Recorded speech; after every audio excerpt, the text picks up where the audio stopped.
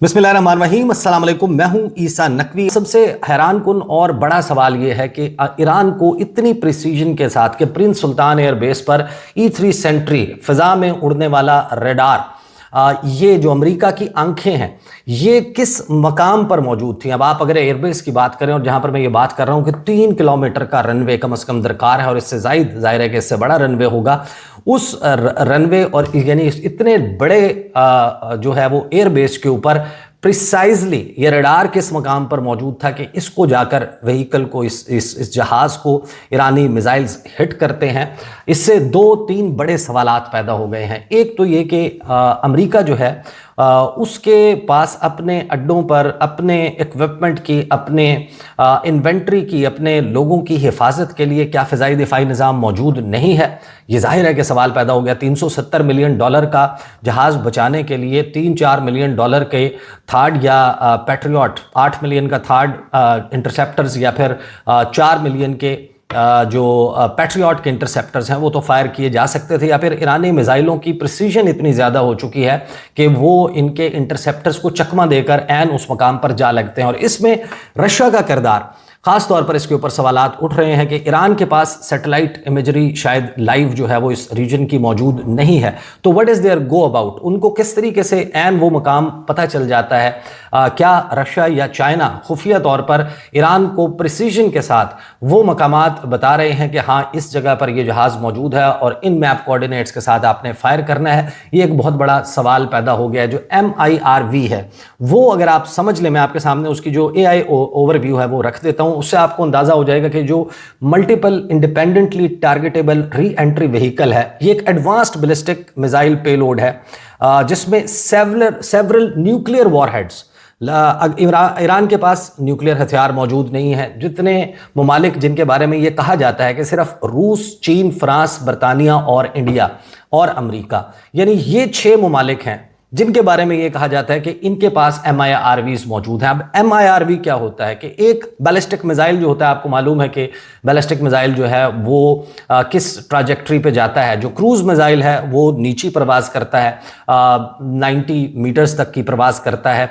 उसको डिटेक्ट करना मुश्किल होता है, उसकी एक डिफरेंट जो है वो पूरी तरीक़ाकार है जो क्रूज मिसाइल्स हैं। लेकिन बैलिस्टिक मिसाइल जो है वो लॉन्च होने के बाद खला में जाता है और खला से फिर वो री एंटर करता है एटमॉस्फेयर में और फिर बहुत ही सुबक रफ्तारी के साथ अपने टारगेट की तरफ जाता है। लेकिन जो नॉर्मल बैलिस्टिक मिसाइल्स हैं उसके ऊपर बहुत बड़ा जो है वो वॉरहेड हो सकता है, उसके ऊपर कई टन वजनी जो है बारूदी मवाद मौजूद हो सकता है, लेकिन वो एक सिंगल वॉरहेड होता है या मल्टीपल वॉरहेड्स भी हों, लेकिन उनको independently targetable re entry vehicle जो है ये एक बहुत ही सोफिस्टिकेटेड डिफेंस इक्विपमेंट है। और इस टेक्नोलॉजी का हसूल ईरान ने कब किया, कैसे किया, किसकी मदद से किया, ये अब एक मुअम्मा बना हुआ है।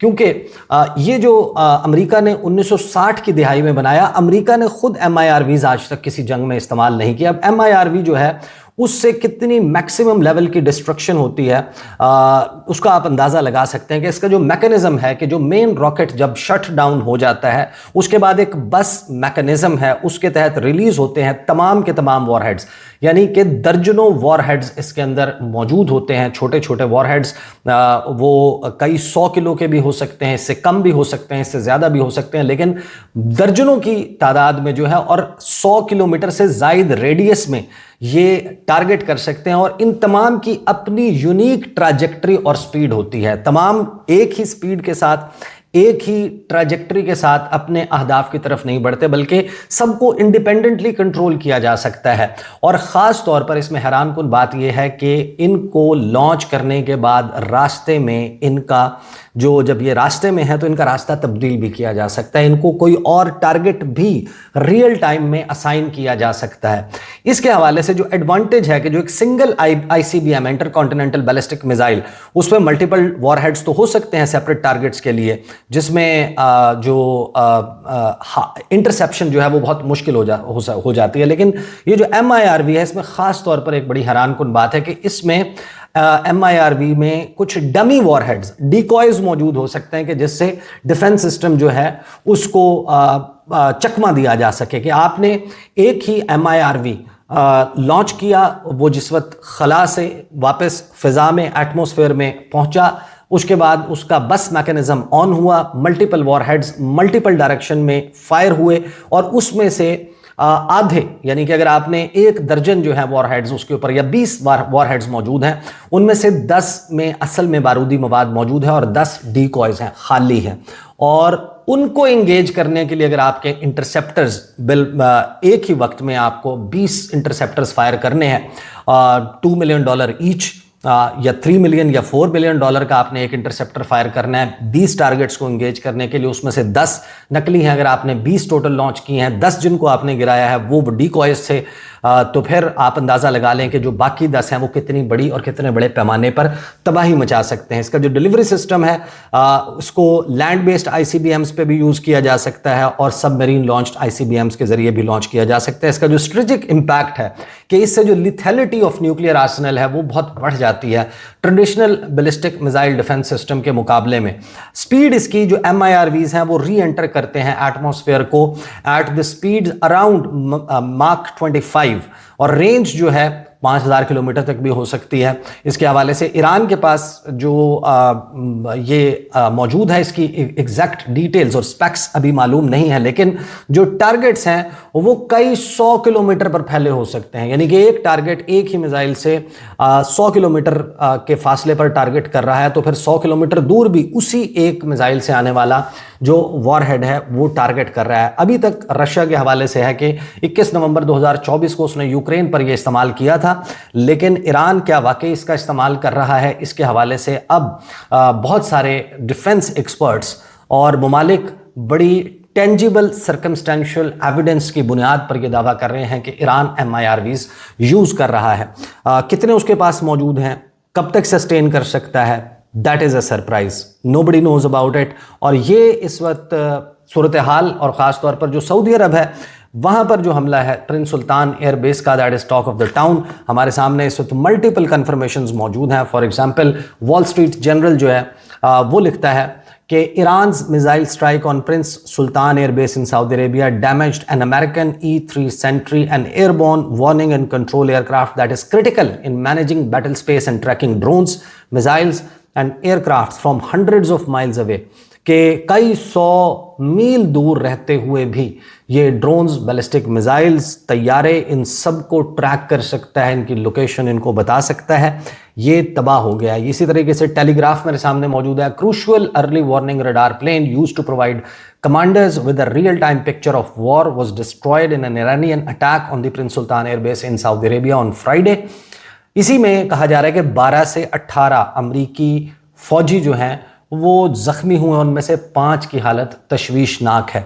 अब सऊदी अरब का मुकदमा या खलीजी ममालिक का मुकदमा कि ईरान हमारे ऊपर बिला जवाज़ हमले कर रहा है, ऐसे मौके पर सऊदी अरब के लिए ये बड़े झटके हैं कि डोनाल्ड ट्रंप कभी खड़े होकर बताता है कि मोहम्मद बिन सलमान मेरे तलवे चाटता है, he better be nice to me. वो बिल्कुल अपने आवाज़ में गंभीरता लाकर भारी बनाकर कहता है कि उस मेरे साथ नाइस रहने में ही उसकी आफियत है। फिर ये कहना, उसका बयान देना कि सऊदी अरब के वली अहद जो हैं ही इज़ अ वॉरियर और शुरू से वो इस जंग में हमारे साथ हैं, सऊदी अरब हमारे साथ मिलकर लड़ रहा है, मुत्तहिदा अरब अमारात, बहरीन, कतर ये हमारे साथ मिलकर लड़ रहे हैं।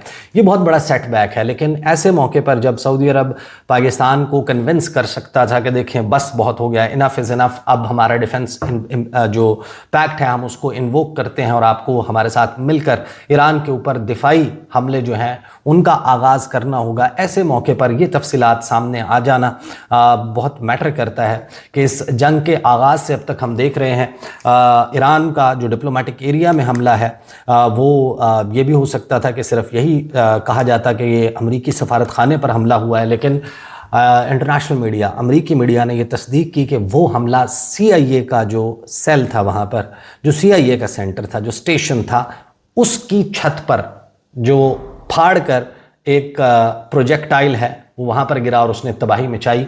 2 लोगों के ज़ख्मी होने की इत्तला आई।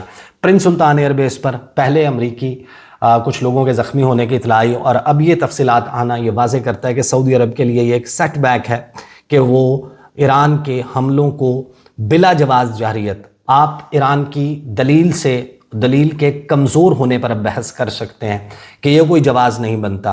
अमरीकी अड्डे अगर इस यहाँ पर मौजूद हैं, लेकिन वहाँ पर एक E3 सेंट्री जहाज़ का तबाह हो जाना, अमरीकी सोल्जर्स का ज़ख्मी या मारा जाना, इसकी इतलात तमाम वेस्टर्न मीडिया कंफर्म कर रहा हो और ईस्टर्न मीडिया कंफर्म कर रहा हो, तो सऊदी अरब के लिए ये एक्सप्लेनेशन अब सऊदी अरब वो करता है कि वो बताए कि उसकी जो एयर स्पेस है या उसकी जो टेरिटरी है, जो उसकी सरहदात के अंदर उसका अपना ज़मीनी इलाका है, वो क्यों कर इस्तेमाल हो रहा है ईरान के ख़िलाफ़।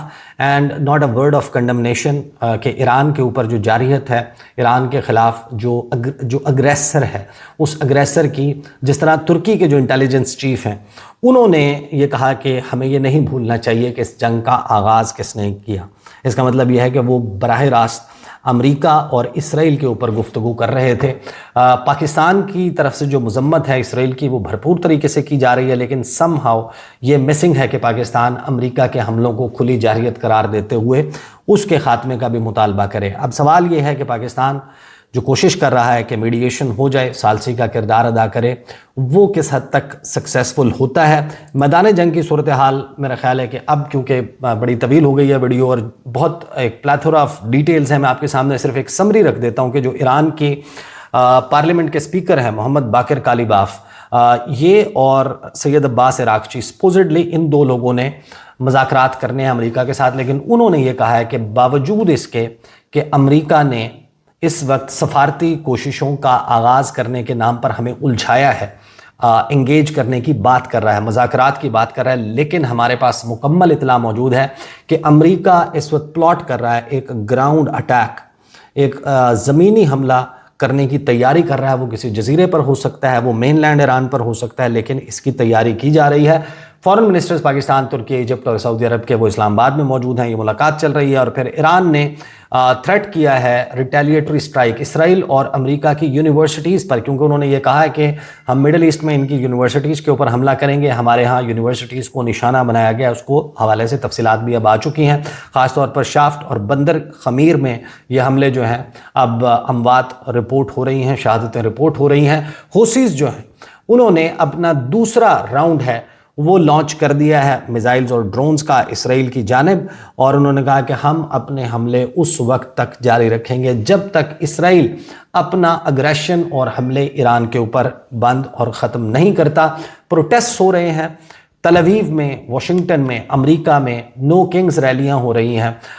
जो अथॉरिटेरियनिज़म है, जो आमरीत डोनाल्ड ट्रंप दिखा रहा है, वन मैन रूल या जो अथॉरिटेरियनिज़म दिखा रहे हैं अमरीकी इंतज़ामिया, उसके ख़िलाफ़ लोग सड़कों पर आ गए हैं। और even hundreds of people in तल अवीव एंड हीफा वहाँ पर मुजाहरे कर रहे हैं बेंजामिन नेतन्याहू के ख़िलाफ़, ईरान के ख़िलाफ़, इस खुली बर्बरियत जारियत के ख़िलाफ़। और दर्जनों लोगों को इसराइल में तल अवीव में गिरफ्तार किया गया है इस जंग के ख़िलाफ़ मुजाहिरा करने की वजह से। तो ये इस वक्त मंजरनामा है। कुछ बहुत ही अहम डेवलपमेंट्स हुई हैं ख़ासतौर पर रशिया के हवाले से, उस पर इंशाल्लाह अगली वीडियो में बात करेंगे। अब तक के लिए इतना ही, इजाज़त दीजिए, अल्लाह हाफ़िज़।